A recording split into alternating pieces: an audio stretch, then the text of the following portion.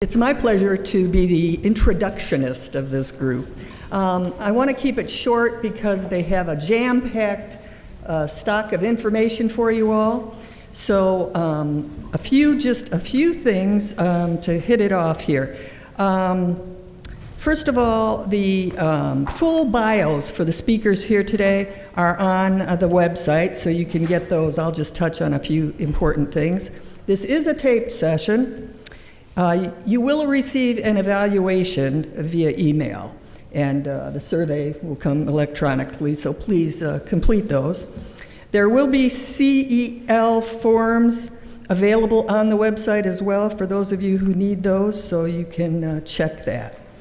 On to the introduction. The first of the panelists, I guess, is Nicole Zol Garcia.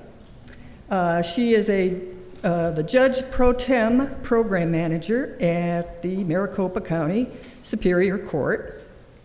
That program has over 380 attorneys actively serving.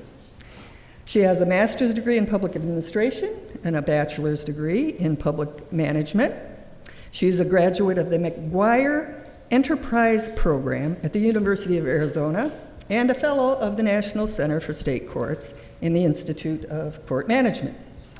Peter Kieffer is the next gentleman here. He has worked in Maricopa County since 2001. He was also the Trial Court Programs Division Manager in the California AOC. He was also the Director of Trial Court Programs in Oregon State. He has also worked overseas in a number of positions, or assignments, I should say. He's been in Liberia and Beirut. He's visited the People's Republic of China. He has been the very long time serving co-editor of the Court Manager Ethics column. Bless his heart for doing that. He did receive a bachelor's degree from Santa Clara University and a master's of public administration from USC, University of Southern Cal. Phil Knox is the last but certainly not least of your presenters today. He's the General Jurisdiction Court Administrator for the Superior Court in Maricopa County. He has been the pretrial director in Yuma County, Arizona. He has supervised pretrial services program in Harris County, Houston, Texas. He has received numerous awards, and I won't bore you with those, but you can read those online. There are many and well-deserved, I know. He's graduated from law school in Texas and holds a master's degree in public administration and criminal justice management. He, too, is a fellow of the ICM program. So with that all, I will let them, I'm taking his notes. I will be running around too. I would ask when we get to questions from you, if you could wait until I get to you with the mic so that we can make sure that the question is recorded as well. So okay. Please welcome. All right, thanks, Andra. Well,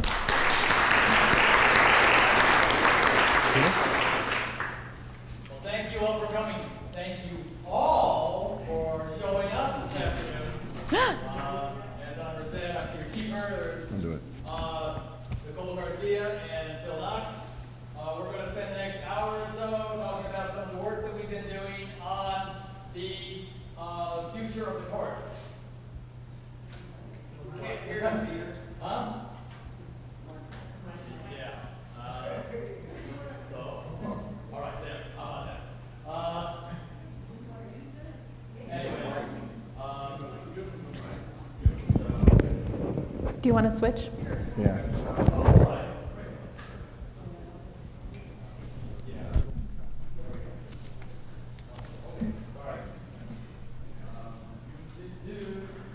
Before we start, we wanted to share with you two things. One is that we expect this to be a very highly interactive program, so we are really looking for your comments and your questions. And then, secondly, we are not here to hold ourselves out as gurus of the future.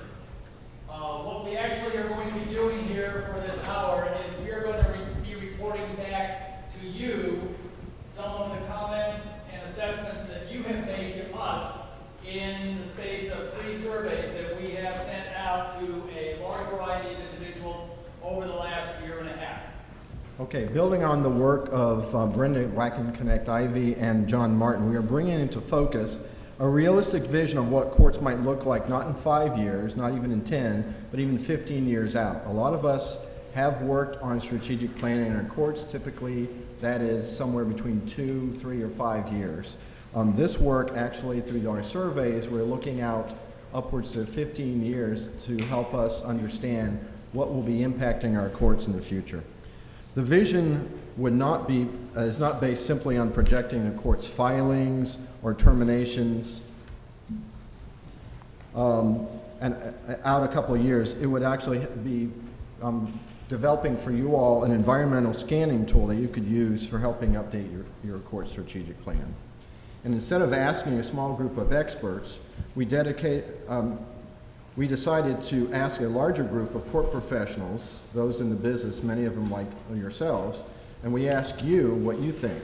Currently, there are 600 people who have, around the world, taken part in at least 3 of our surveys. You're going to hear from us throughout the rest of the afternoon when we present to you that we have another survey coming up. I think we're distributing something for you all to sign if you want to take part. We did this work for 2 reasons. First of all, we think that large, diverse groups are actually better predictors of the future than small groups of people. And then we think, too, that you know the courts better than a group of experts. So we wanted to talk to you. To humorously demonstrate our point, here's a short Jon Stewart video, and now that we are actually in an election year, you might get a little bit more of an understanding of what goes on when experts predict things. What does 2010 mean for 2012? I'll tell you who the vice presidential candidate is going to be. Marco Rubio, Presidential nominee. Sarah Palin. I'd say Hillary Clinton, absolutely hands down. She's got the money. I think that person, believe it or not, is actually Mike Huckabee. Marco Rubio, 2012 vice presidential nominee. What does this mean for 2012? Subway series. It's Rudy versus Hillary in 2008. Yeah, so what's your point? They were all completely wrong. And they're all still on TV. Yeah.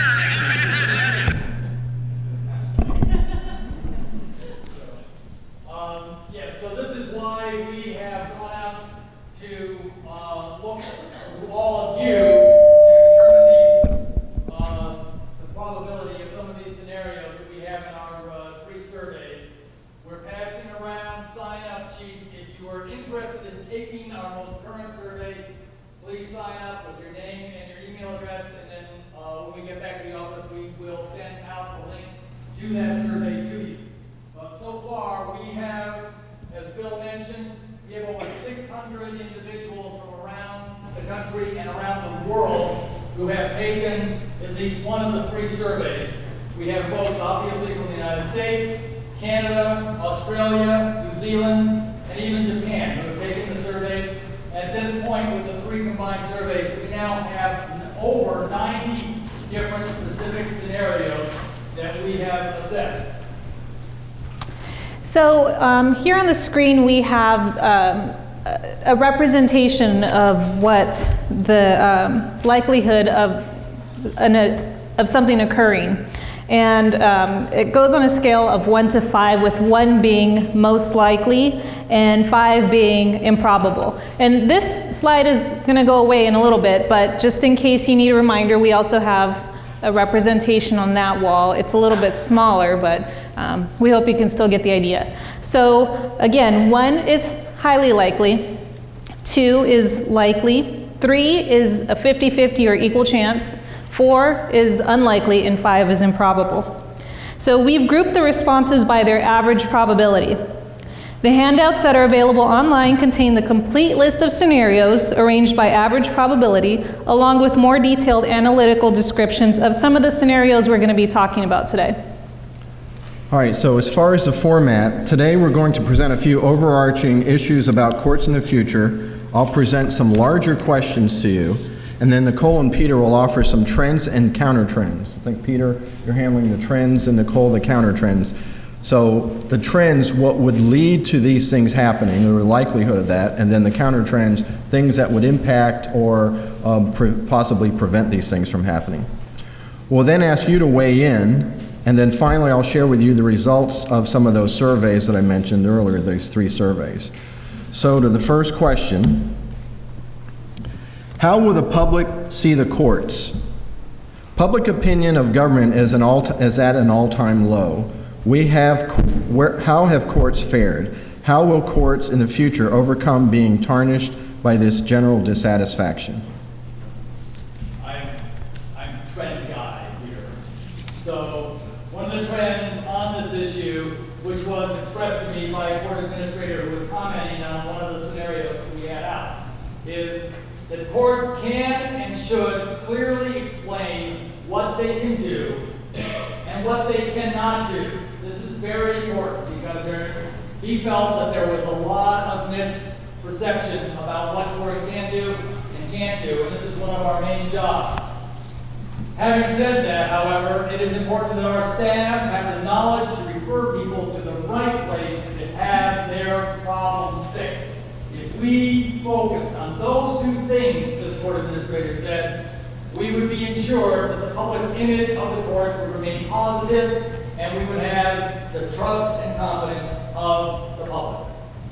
As a counter trend to that, there's no question that many people have a negative impression of the judicial branch because of what people see as activist judges.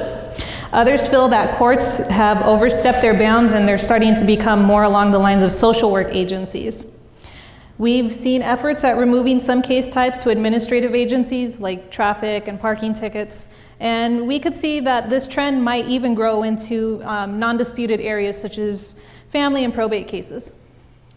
Okay, so this afternoon, as we turn to you on these things, let me see from a show of hands who thinks that we in the courts will develop ways to maintain a positive and trusted image with the public. Okay. Christy, how do you think we're going to do that?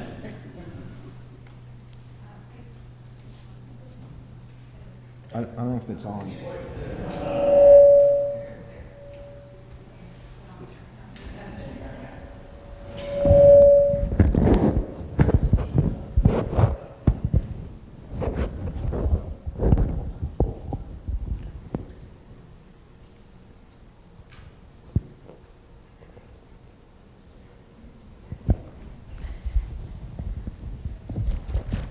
Is it working? Here.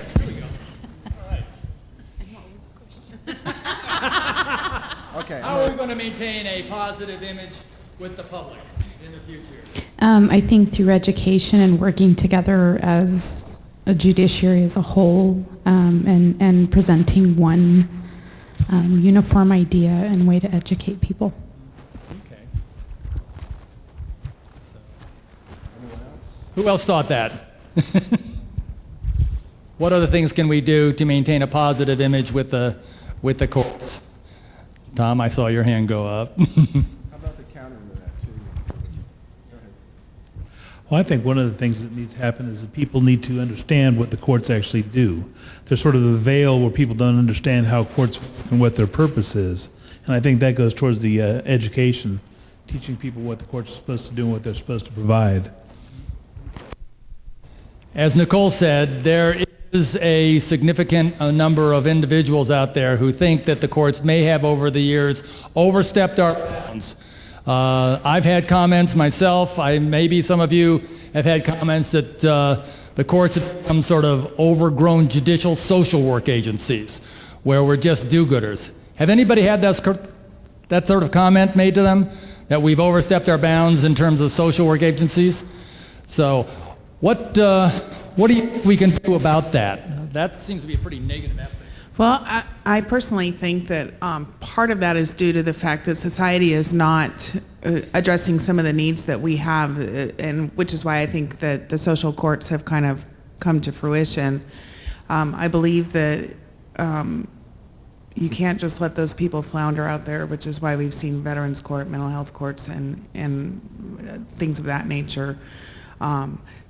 I'm not sure what we can do to combat that, but something has to be done, and I think that the courts are just stepping in and saying, if you're not going to do it, we have to do it. So if nobody's going to do it, the courts have to step in. Really? Okay. Does anybody disagree with that philosophy that the courts have to step in just because other aspects of government have decided to abdicate their responsibilities in this area? That's a line I can't Okay, Suzanne. I don't even need the mic, but that's all right. I'll start talking early. Yeah. I think that the person who mentioned the purpose of the courts, that's one of the things we always need to keep in mind. My line for years has been, when we are fulfilling our purposes in our communities, then we can branch into other people's purposes, as long as we do it without arrogance and with drawing them in as partners. If we do it from a leadership perspective and showing them that how we, as the leader of the third branch of government, can get these things done, then we're in good shape. If we do it from the perspective of everybody else has failed and therefore we, with no training, no background, and a totally different philosophy in life, are going to do it, and to the detriment of our existing missions that nobody else is doing, then we're in trouble. Thank you very much. How many times have you heard it?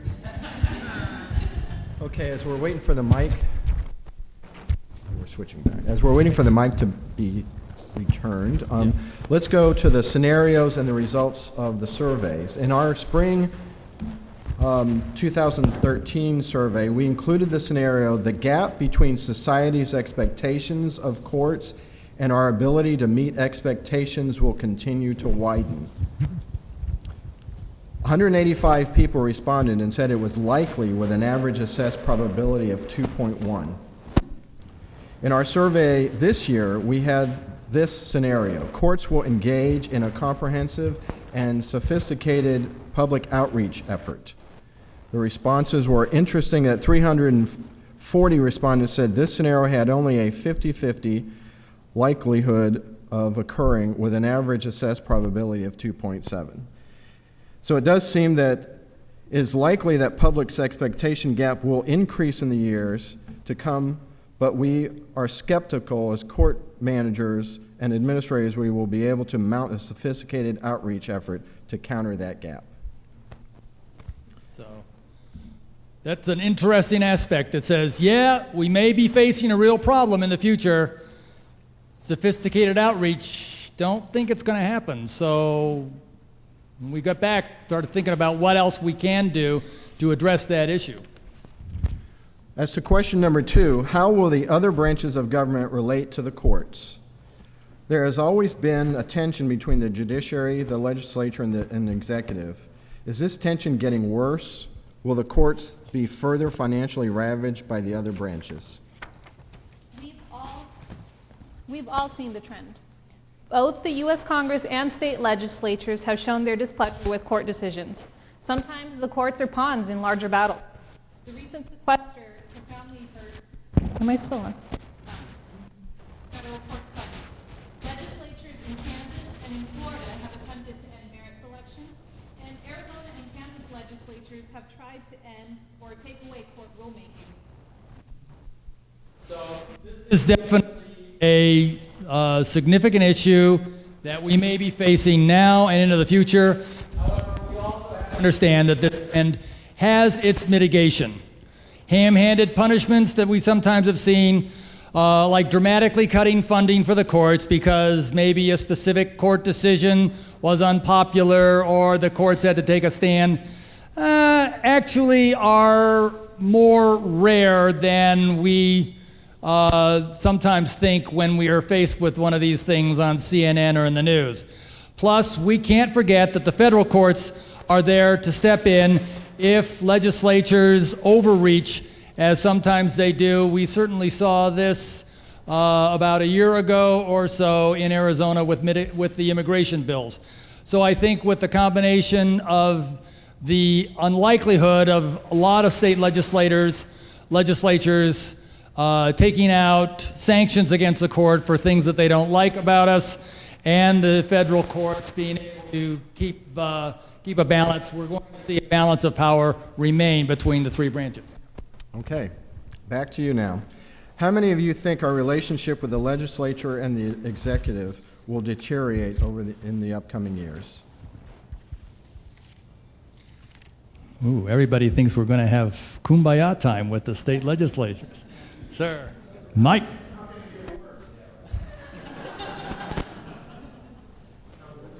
Just how can it get any worse? We are already at rock bottom. Does everybody think that we're already at rock bottom? Ooh, depressing bunch of folks here. The group this morning was a lot more optimistic, I think.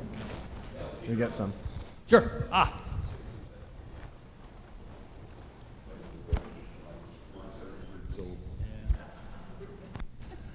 I think that they're really very intimately related. I suspect that as, if ever, respect for other branches of government goes up, respect for the judicial branch will go up. And as respect for the other branches goes down, you'll see the same thing there. We're all tied at the hip together. Okay, we pose the scenarios to these respondent groups, and the legislative and executive branches will drive judicial branch policy. That was the statement made. 333 respondents said that it was likely with an average assessed probability of 2.2. Statement was, we will still have unclear roles with funding bodies and within the legislature, within leadership. 342 respondents commented that this was likely with an average assessed probability of 2.4. And lastly, legislatures actively disapprove of court decisions, maybe even using courts' budgets as an outright sanction. And 223 respondents said this only had a 50-50 chance with an average assessed probability of 2.8. This is somewhat interesting, and I think we're going to continue to be looking at this area for our 2015 survey, which we're putting together. The fact that the legislature and the executive already drive policy for the judicial branch. Certainly the case can be made that they do that anyway by passing the statutes. Though we have seen that the roles sometimes continue to be unclear, which we have seen demonstrated in several states where the legislature has attempted to take over the rulemaking authority for court rules. I've seen that in a couple of editions, I think, of Gavel to Gavel was come out. But we're still optimistic here by the fact that we only think that there's going to be a 50-50 chance that legislatures are going to take a active role in truly sanctioning courts overtly for decisions which are made or positions that the courts have to take. So, it's still a sort of a balance that we're going on, and we're going to continue to look at this area. Okay. This one, I'm sure, will engender a lot of conversation. How will courts deal with social media? iPhones, BlackBerry messaging, even Google Glass are entering to the courts. Folks can tweet, post to YouTube or Instagram. Can we in the courts actually control this technology, or will the courts be overwhelmed by all these devices and social network? As a trend, we see that courts will have to collaborate and share best practices regarding social media and mobile device usage. Most people who come to court understand that our ultimate mission is to dispense justice, and they will help to support that mission. Courts will ultimately be able to control these devices and access. Okay. Actually, here I'm Mr. Countertrend on this thing. Some of you may have seen the latest article that Norman Meyer, who is here at the conference, just wrote for the International Association for Court Administration, in which he suggested that there is a large and increasing variety of opportunities for courts to reach out to the public through things such as Twitter, through Facebook, through YouTube, through Flickr, but also the fact that you can see that with that opportunity to reach out, there is the opportunity to have feedback to come back.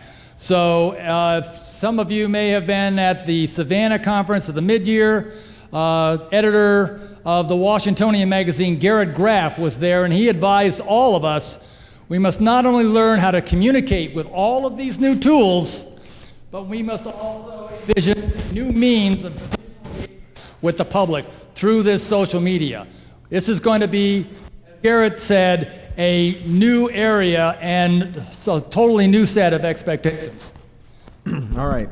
Who thinks courts will be able to manage the use of mobile devices and social media in the future? I changed the word from control. We used the word control earlier to manage. All of you think it's out of control. Tom? I don't think we have a choice. No choice but to manage?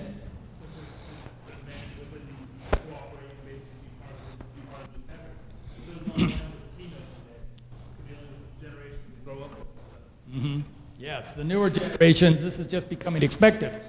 We're going to talk about this a little bit more into the future, but how many of you have had a situation where you've had folks in a courtroom, maybe it's a trial, and there's some guy in the gallery, back in the second row, and he's sitting here like this, and he must be videoing something with his iPhone, okay? There have been a variety of ways that courts have dealt with this sort of thing, but probably in the very first instance, the bailiff is looking out at that public section, looking for just this kind of stuff, and to put an end to it fast. Jeff? Did anybody happen to notice that Google filed a patent for contact lens with the camera? You have stolen my thunder, Jeff. That's what I was about to bring up, is nowadays, well, in the very near future, you're not going to have a guy coming into court holding up his iPhone doing this. You're going to have a guy coming into court with a pair of glasses on. Now, right now, you can figure out what Google glasses look like, but I'm not sure it's going to be guaranteed in the future that you're going to be able to identify Google glasses from regular glasses. And as Jeff just said, there's a patent now out there that Google is trying to perfect contact lenses with a video device in the lower left-hand corner of the left contact lens. So people are going to start walking into your courtrooms just looking like a normal person and being able to, I don't know, Jeff, what, blink twice and you got the jury?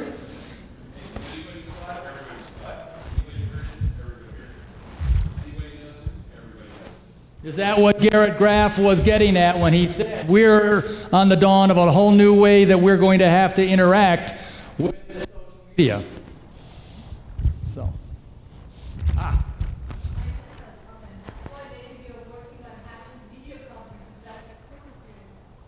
Video conference is the answer. Who thinks remote hearings are the answer? Uh-oh. Stand alone. What do you think? Jeff does. Okay, you got a friend over there on this side of the room. Very good. All right. As for the scenarios on social media, here's what our survey respondents said. Courts craft workable rules limiting social media. 180 respondents said this was likely with an average assessed probability of 2.0. Then courts continue to issue rules regulating mobile devices and social media, but they will be largely ignored. 320 respondents said this is probably likely with an assessed probability of 2.3. So interestingly, we've ran the version of this scenario mentioning only social media, and we left out the mobile device issue in the spring of 2000 survey. And at that time, 181 respondents said the scenario had only a 50-50 chance. This year we ran the scenario, but this time included the mobile device issue. This time the respondents thought it was likely that people will ignore the rules to manage devices and social media. So whether the courts react to this and establish rules, it sounds though we think they'll be largely ignored.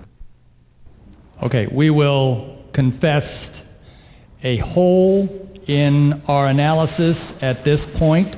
which possibly you can see, and we would invite you to comment and help us with our 2015 how we fill the hole. We sorta, kinda saw this as either or. Either we're going to craft rules that are going to manage the social media and mobile devices, or we're not going to be able to do it. Choose one, though we didn't actually ask in the survey, choose one. Well, everybody chose both. So for our next survey, what new scenario should we be looking at that will be the third path? I'm not going to ask for an answer here, but email us if you got some ideas about what is the ultimate solution between what appear to be these two scenarios for our 2015 survey. Okay. Question number 4, will we address human trafficking? There is no question that human trafficking is a serious problem both worldwide and in this country. But is this the new tsunami of cases? Is human trafficking the latest political football in our debate over immigration and libertarian values?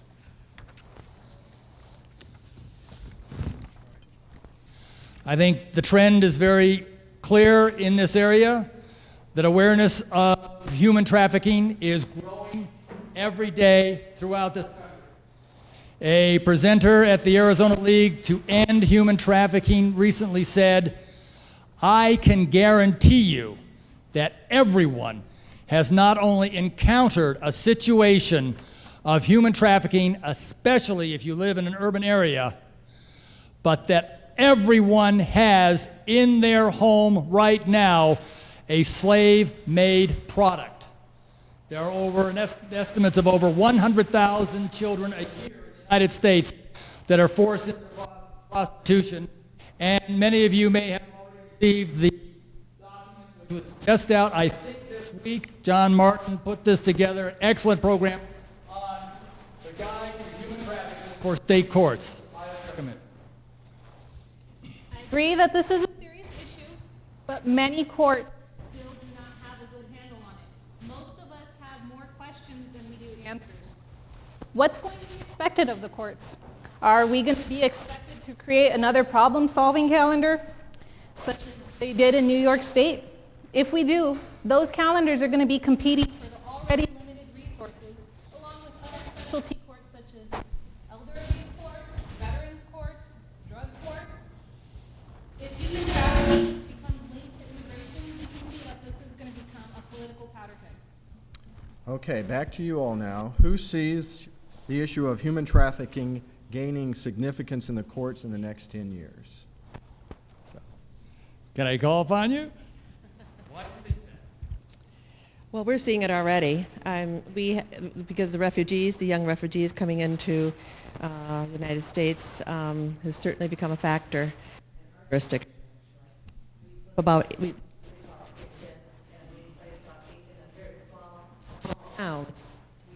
18 kids a day, and they're to go up to 30. We have just a residential facility across the other side of the state who's been asked to house 120 of these refugee kids, and it's already linked in our legislation and within our state to human trafficking, that whole refugee issue. So I think it's just going to grow, and there's some real challenges attached to it, and I don't want to get into that, but as it relates to juvenile justice, quite frankly, we have kids who are the non-documented kids or undocumented kids. We don't know how old they are. And so when they do get into trouble, we have to place them in our detention centers or whatever, maybe for a brief period of time, but nevertheless just trying to sort it out. I mean, we had a 15-year-old girl come into our facility, and she's really 25. And so you get into these situations, and they're very complex, and I see the courts having to play a role here, a very significant role, and I see it growing. There's no doubt about it. There's some others. Other comments? Sure. Chief Justice put it in our strategic plan that was going to be one of his priorities, so I'm guessing we're going to be seeing a lot more work. For the state of Arizona, yeah. Anyone else? Okay. Respondents answered this question in this way. Human trafficking cases sharply increase on the dockets. 312 respondents said it only had a 50-50 likelihood of happening for us. Average assessed probability 2.6. So, now, as Kiefer just said, you've said that many people see that human trafficking is very closely linked to immigration. In fact, a recent New York Times article just said that the current crisis with unaccompanied minors crossing the United States, I think at current standards, it's been 52,000 unaccompanied minors that have been coming in over the last, 9 months?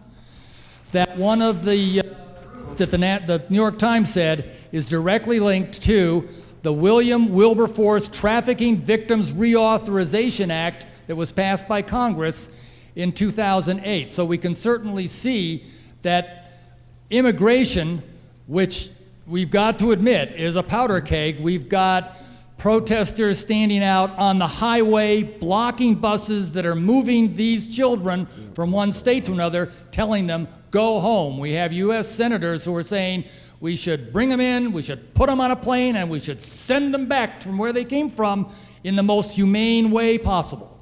So this is, we can certainly see that this is going to be a real political powder keg in the future.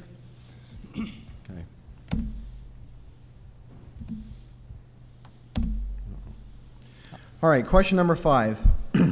How much will we be watched? Every day we read about technological innovations, both good and bad, that affect our lives and affect our courts. How will enhanced surveillances play out in the next 10 years? So, as we already talked about, the trend is already here. How many of you have got an iPhone? Lots. You all know that there's a GPS tracking device in the iPhone. We also have had reports, I think Fox News reported a couple months back, that several retailers, probably chief among them, Walmart, are putting radio frequency chips in their clothing in order to prevent shoplifting. But the critics of this operation have shared that once an RC chip is in your designer jeans, it can be used for any one of a number of functions beyond just checking whether you're a shoplifter or not. So Suzanne's going back to change her jeans right now, I can see. Interestingly enough, one of the questions, one of the aspects here, and we attribute it to just sort of the ultra creepiness factor of this scenario, but we found news stories of families, one family in Florida that was so concerned about their children being abducted and taken off, and certainly that's a very legitimate concern, that they had chips implanted in their children. We have seen this already in some television shows. I think if any of you are obsessed with 24, geez, I think the President of the United States had a chip in him, but poor William Devane, I felt really bad for him. But you know, we've already seen it that there is the ability, at least for a very few families, to be able to actually implant chips in your kids if you're worried about your kids being abducted. But to get away from the whole chip aspect of it, one of the areas that we have also been seeing is, have any of you guys ever heard of a term called crowd sleuthing? Anybody? Anybody? Okay. This is very rare, but is increasingly popular with law enforcement. Probably the best example that we have seen was with the Boston Marathon bombing investigation. Within 24 hours after the bomb went off at the finish line in the Boston Marathon, the Boston police came on the television and said, if anybody took a photograph of the finish line during that time, please send us your photographs. And so they got thousands of pictures of the finish line of the Boston Marathon. And in fact, one guy who was in the hospital said he got a picture of Dzhokhar Tsarnaev, gave it to the police, and his photograph was a very significant aspect of why Mr. Tsarnaev was eventually arrested. That is probably the most famous right now to date example of police crowd sleuthing, where they're going out and asking citizens to assist in law enforcement investigation. All right, as far as the counter trend to this, there is a growing backlash against this trend. We've seen the stories about the NSA, but we've got a news clip that helps explain why some are objecting to what's going on now. You're watching a murder unfold. Look at the cursor toward the bottom. In an instant, the suspect approaches, fires, the victim's down, the killer sprints off. This 2009 gangland shooting in Juarez, Mexico was captured from 10,000 feet, about 2 miles up. You can see a whole group of people here reacting to the shot. They come over and look at the victim, and then they run down the alleyway, actually after the shooter. From their specially equipped Cessnas, Ross McNutt and his firm, Persistent Surveillance Systems, can monitor large sections of cities. Because they're in the air for hours at a time, they can track back to the moment of a crime and before it. In Juarez, They meet up 3 to 4 times prior to the murder, including one time right outside the murder scene. In the moments afterward, we actually can follow all of the cars. So we're actually going to jump over and follow the car that the shooter got into and see where he goes to. They tie in a Google Earth Street View image to show police the house where the suspect went to hide. McNutt's team helped police make arrests in that shooting. We've actually witnessed 34 murders so far, and we actually have confessions that account for 75. Also in Juarez, McNutt's team captured the murder of a female police officer circled in red. You dread it as you see her unable to outrun her killers. She was shot 6 times in the head and shoulders, and we literally watch her run into this parked car here. McNutt says they can pick out suspects by looking for strange behavioral patterns. Right after murders, the suspects in Juarez, he says, like many others, they drive like idiots, running red lights, swerving around people. McNutt's team has monitored other high-crime cities, Compton, California, Philadelphia, Baltimore. They can replicate their operations center in Dayton, Ohio, anywhere. In a typical operation, law enforcement officers will sit in this area monitoring a police scanner. When a call comes in that a crime's been committed, these analysts immediately start to track back when and where it occurred. And sometimes they can catch up to a suspect in real time. Dayton, 2012. They get word of a burglary, track the suspect in the white truck as he's getting away, and direct police right to him. Dayton's police chief says the technology's helped his depleted force. Allows us to gain data on criminal offenses for which there often are not witnesses, and clearly police officers are not there to prevent. But privacy advocates say this smacks of Big Brother. They might have actually crossed a line. This creates the opportunity after the fact to look at anybody for any reason. We're responding in support of law enforcement to reported crimes only. And, McNutt says, they closely monitor their own analysts to make sure they're only tracking suspects.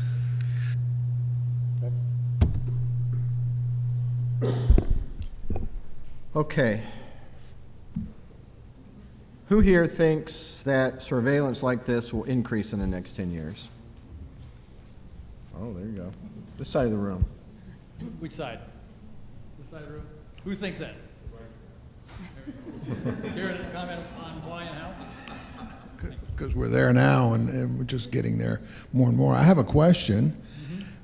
Who pays those analysts? The CNN report seemed to indicate that police departments were using them to help supplement a depleted force. How do these folks? I'm assuming they're doing it to make some money out of it. That's an excellent question. I'm not. Do we know? Well, it was sounds like it's a private firm as to who's paying it. We can probably look into it, but we didn't know for this presentation.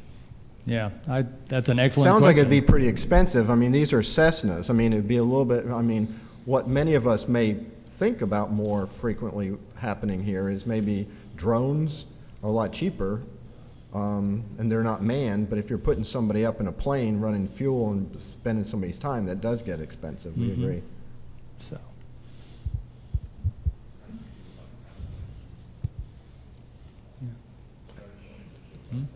Yeah. Yeah. Any other comments on this?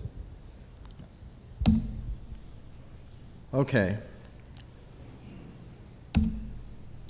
Electronic probation will become the norm. That was a statement made by the to our respondents. 185 folks said this was likely with an average assessed probability of 2.1. Probably real easy for all of us to understand if we've been in criminal justice for a while. Social network, mobile devices, and security monitoring help citizens keep track of their neighbors. 183 respondents said this scenario had a 50-50 chance, average assessed probability of 2.7. And people carry or have implanted GPS devices at all times. 331 respondents said it was improbable, the average assessed probability of 3.6. Mm-hmm. Any comments on any of this? Surveillance issue before we go to courthouses. Okay. Question number 6, how will our courthouses survive? Facilities that house the judicial branch around this country span an incredibly wide range from the newest and most modern to the ancient and sadly decrepit. How do courts function in such a vast array of facilities? So, the trend certainly is here that there are now so many technological innovations, including what has already been mentioned, remote hearings through audio-video teleconferencing, that we could expect that in the future, the footprint of courthouses is going to become dramatically reduced. We can probably count on fewer people having to physically come to the courthouse to get their business done. More and more of this work can be done remotely. We have certainly this variety of technological innovations that we can perform, and that we're going to be able to get more secure, smaller, and more functional courthouses. Sadly, there's just as many stories about old court facilities that cost more to maintain and operate than a newer building would. Portland, Oregon is just one example of a court that can't be properly retrofitted with technology, and frankly, it might not even be replaced unless there's a crisis. All right, I'm going to skip to the scenarios. Aging courthouses, this is how we framed it to our survey takers. Aging courthouses fail to meet code or are condemned. 345 respondents said it had a 50-50 chance, an average assessed probability of 2.7. Courthouse construction goes regional. 345 respondents said this scenario also had a 50-50 chance, average assessed of 2.7 as well. And then lastly, we suggested the opportunity for public and private courthouse construction. 344 respondents said this scenario was unlikely and assessed its probability at 3.0. So this is kind of interesting in the respect that to some extent we feel more positive about how our courthouses are going to be constructed in the future. I'll ask you, who here has been involved in a courthouse construction project and had funding as one of the major hurdles and roadblocks to funding? I won't ask you to comment on it, but okay, lots of you, many of you have done that. The usual course that I'm familiar with is you've got to go out for a bond levy in many cases. Some of the solutions, or the innovative solutions that we've seen, one that has been kicked around for quite a while, is you start getting larger court facilities that multiple jurisdictions can use, but you can see that the probability, maybe it's possible, probably not that likely. I can also see that for very large jurisdictions, large counties, that may become impractical. Smaller counties, I don't know. But here also another very innovative concept, public-private partnerships. They're known as P3s. California has completed their Long Beach courthouse using a public-private partnership. As we understand it, they get a consortium of investors together. They fund the construction, build the building, and then the state rents that building from the consortium. In this particular case, it was a 30-year option, and then at the end of 30 years, they revert the courthouse back to the state. So the state eventually get it, sort of lease to own kind of situation. Another construction option, which we didn't follow up on, we will in the 2015 survey, would be certificates of participation or possibly multi-use facilities where might be combined with a juvenile facility, jail, and the court would be another aspect to it. All of these are new and innovative aspects to courthouse construction. But we seem to be actually more positive about this, probable that it's going to work out than I was expecting. So we're going to wrap up here. We want to say that when we started, what we're doing here is to provide you with an environmental scanning tool of what is possible 10 to 15 years out. So we have a variety of these scenarios out there. We have over 90 of them. Some of them came back as highly improbable, some of them very highly likely. But when you're redoing your strategic plan, I've had to redo a strategic plan a couple of times in my career. You know, one of the things is you can look ahead, you can even look back. But the best way to do one of these strategic plans is look around. Look around at all of these scenarios. And many of these scenarios, though many of them are highly likely, and probably if you're doing your strategic plan, you're going to be looking at those highly likely ones. Many of them are technological. The one thing that I would urge you to think about is don't rule out those less likely scenarios when you look at the handout. Some of them maybe are a little bit out there, a little far-fetched, but they have a chance. And as long as they have a chance, I think they may be the basis for some really innovative conversations. Not good.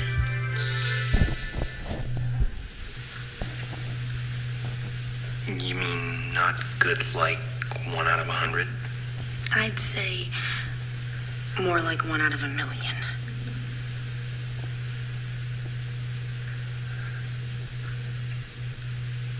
So you're telling me there's a chance? So don't rule it out. They still might have a chance. So thank you very much. We invite your comments.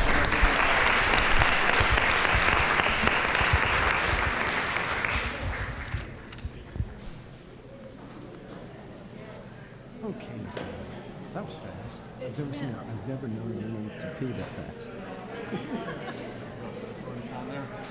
Yeah, let me